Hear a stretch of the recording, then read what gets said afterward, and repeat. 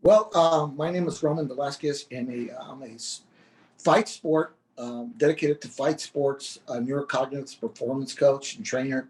I've been doing this for probably about 4 years now. I started off with brain-based leadership, and that's what my doctoral studies are about in leadership psychology. And then got a postdoctorate degree in neurobiology. I got an opportunity to get certified in that. So during the meantime that I was doing that, a World Boxing Council professional fighter that was going to be fighting for a championship contacted me and said, and asked if I could work with him, and it opened up a whole new world. I mean, me being a prior boxer in the Marine Corps and an amateur, I never fought professionally.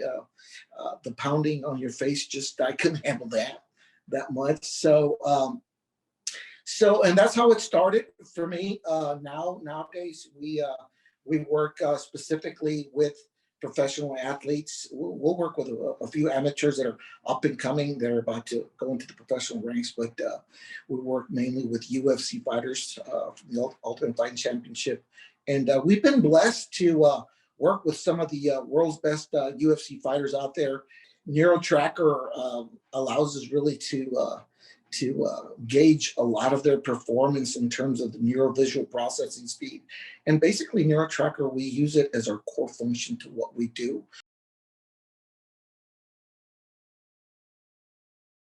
All else being equal, obviously, you need strength and conditioning, you need endurance, you need cardio, and you need muscle memory. But what's left out most of the times is how the brain handles all that information. So inside the octagon, you need a fighter needs perception span. For example, the environment that's inside the octagon, the opponent, the person, the fighter itself, that perception span needs to be there. So we train that perception span in several ways, and using various technologies and various methods in our training. The other thing is to have target acquisition, target capture, and attack avoidance. These fighters can hit at 300 milliseconds, and one blink, and you got hit. So avoiding, working on that neurovisual process is what the brain does. And you know as well as I do that, from a neurovisual perspective, neurovisual acuity, the visual cortex holds the most real estate in the brain. So almost 90% of our sensory perception is visual in nature. So that's a marvel. That's marvelous. That's marvelous. And we attack that with our training. Basically, we're snagging the brain with the training, and that's an industry term to stimulate neural activation and growth. So not only do you have the perception span, the target acquisition, the attack avoidance, that's important. You got eye-hand coordination as well, and body movement to deal with. The other important thing is the go, no-go decision-making process. That's the cognitive in nature. You'll see a lot of fights, and I don't know if you see combat sports, but you could see actual fighters that hesitate on their fight strategy. And that hesitation has to do a lot with impulse control. And that's one of the things that we love about NeuroTracker. It trains the brain to really slow down your impulsivity. The no-go, go decision, the decision-making that takes place within milliseconds in a fight. For you to get into mental flow, you really don't want your prefrontal cortex working very hard for you. We want to be everything automatic, secondhand. Being a boxer myself in years past, when you get hit with a very good hit, it shakes your whole body. And the first thing that fires off is your amygdala and says, we got a problem. This hurts. And when it hurts, a lot of the fighters tend to revert back to their old habits again. Why? Because the brain takes it to a default pattern. So we want those default patterns to be what we've been practicing, we've been doing in these neural drills, that the brain automatically goes default mode. This hurts. I need to control myself. I need to back off a little bit, but I'm going to respond with my fight strategy. And all that happens. I mean, we can talk about the psyche and the psychology fighting. That's awesome. But when we talk about the performance, the physical performance, what happens neurobiologically, we talk about the neurocognitive training aspect of it, developing neural networks that are designed to make you perform at a higher level. And that's where it's at.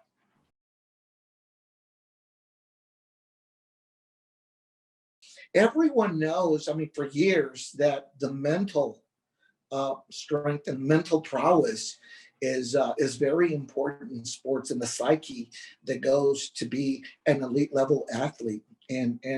But for the most part, it was more of an intangible. NeuroTracker, for example, takes away that intangibility. It gives you metrics. It gives you an ability to gauge someone's brain processing speed or neurovisual processing speed, so that we have not only the psyche to work with, but we have neural circuitry that's developing, and we can see it developing based on results, based on the metrics. So that works really, really well for fight sports, because inside the octagon or inside that boxing ring, a split second changes everything. The NeuroTracker has so many programs built in that really it's a beautiful piece of software, and we just enjoy using that, and our fighters love it.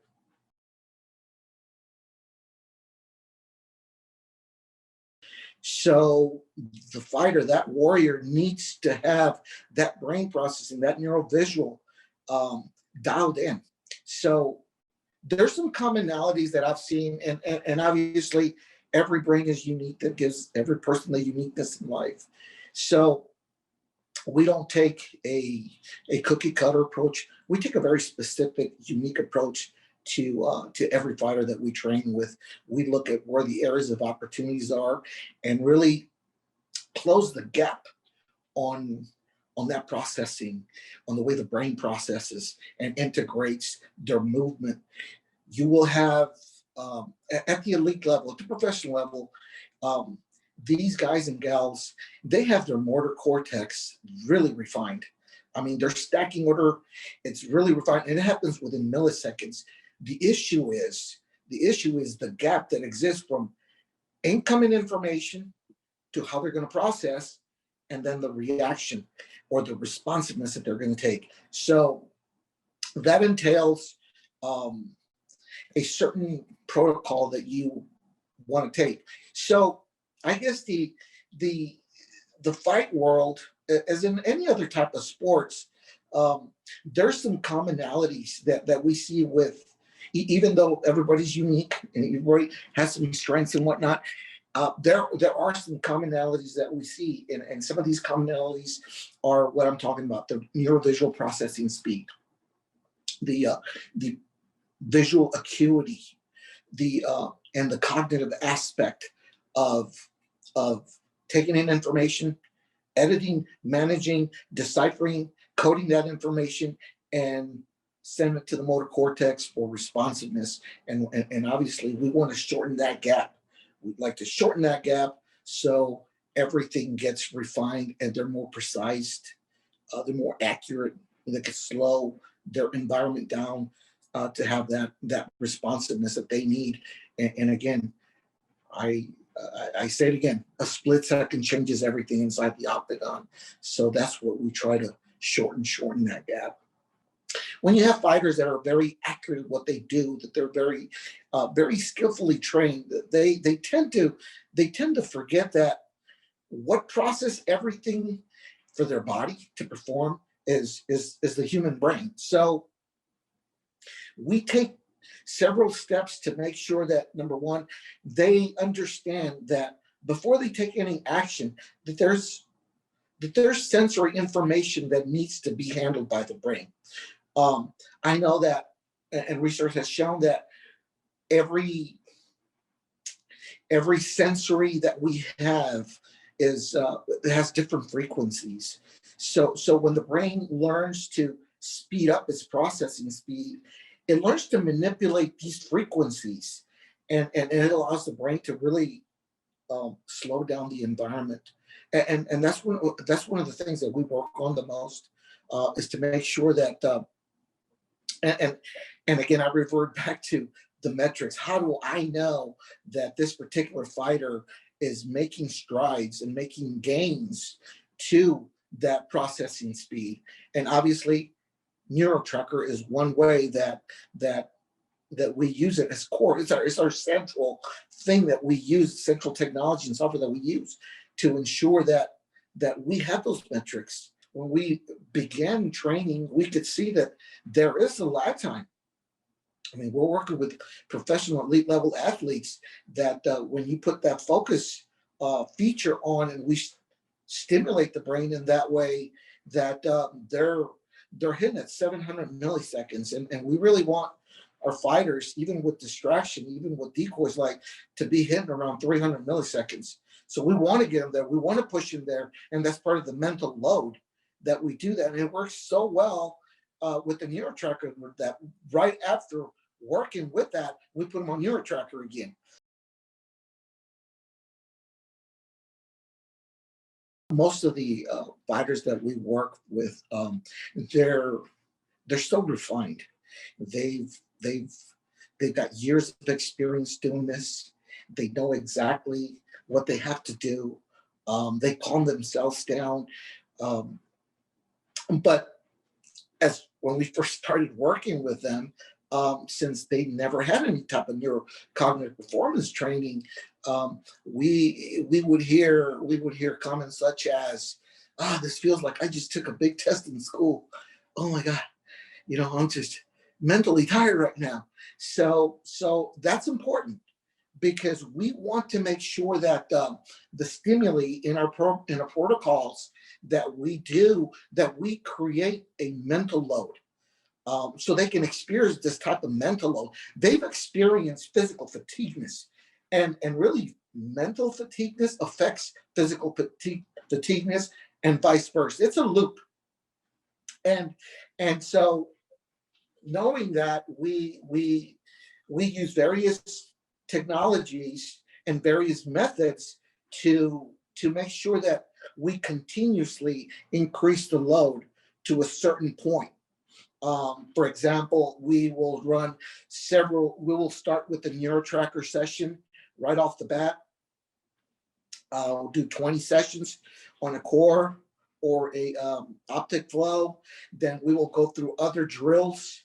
Let's say some periphery drills with lights. We'll put them on a neurofeedback headset. We will let them run some neurocognitive drills, again, assigning specific combinations. Then we'll bring them back to NeuroTracker and have them perform with the NeuroTracker, and then back to doing other very specific drills.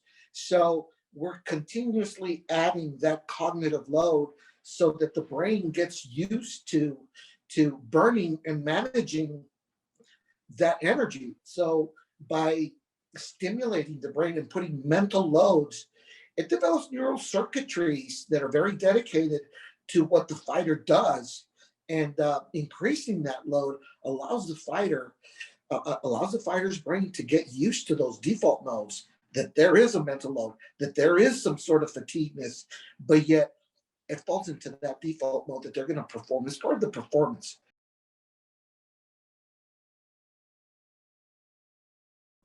Absolutely. And like I said, we start off with the NeuroTracker. We started off with the NeuroTracker right from the get-go, kind of towards the middle, and then kind of towards the end.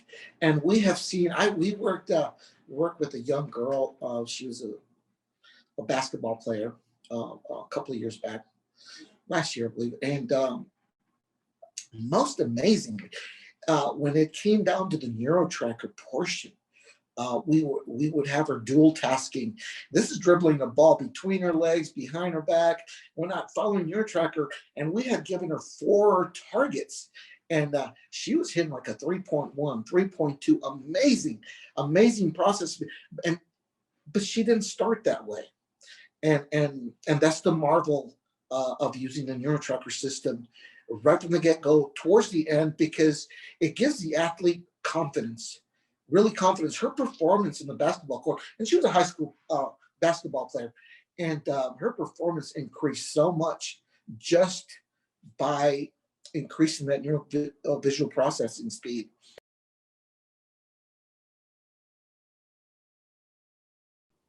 I think the future is now. It is happening. It is emerging. I think that NeuroTracker is leading the way into that future. Has been for a while. I think that the NeuroTracker is one of the best, if not the best, mental software training that there is out there right now. And the future is now. Like I said, the sports neurocognitive industry, I feel that it's a toddler still. It's growing. Um, People are getting now in tune and know that this mental prowess, this mental strength can be measured. Neurobiologically, you can be trained. Um, from a cognitive perspective, you can be trained very specifically to what you do in your sport and have that relevancy to your sport. I believe that, if you take a look at a few years ago, strength and conditioning was more of a, if an athlete got injured, you went to a strength and conditioning coach or a therapist um, to to get you worked up and get your muscles and injury worked up again to perform. But nowadays, if you're an elite level athlete, you need a strength and conditioning coach. There's no two ways about it. You just have to. So I think the near future is, if you're elite level athlete, you need a neurocognitive coach as well. The future is now. It's emerging. I think the future of things will be that every elite level athlete, if not amateurs, are going to need a sports neurocognitive performance coach. And I think that that's where we're headed, and we're pushing it that way, because ultimately the brain controls everything that we do. And today the brain is considered the most untapped resource in high performance sport. So if you're left out without a neurocognitive coach, you're not going to have competitive advantage.